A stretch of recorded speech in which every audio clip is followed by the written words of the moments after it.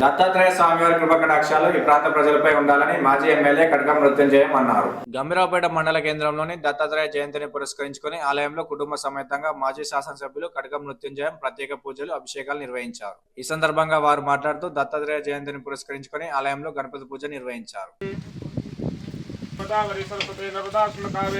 स्नानार्थं प्रतिगृह्यतां श्री दत्तात्रेय स्वामिस्ते रुद्रावधृते कर्णायामलिप्तां रुद्रानभोरूपापार्जन्याः विश्वभूतानि त्रिपादस्यामृतन्दिवङ्गचक्रावत् शासनान् सनद्विराजजायत विराजो अधिरायन्त ये केचोभयादतः गावो ओहजग्निरे तस्मात् अलोदकनारिकेलफलजलैः स्नापयामि परं देहालङ्करणं वस्त्रं लक्ष्यते श्री दत्तात्रेय स्वामिनः दत्तात्रेय स्वामिनो नमः वस्त्रान् धारयामि।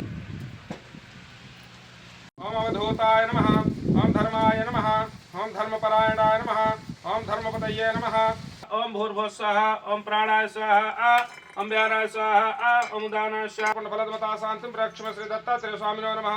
साधुगुण पूजा फल सर्वगणा गुंसस्तये आत्मा शनि प्रजा शनि पशो शनि लोक शनि नमोस्तुते अथ कर्पूर मंगल महानीराजन प्रदर्शयामि।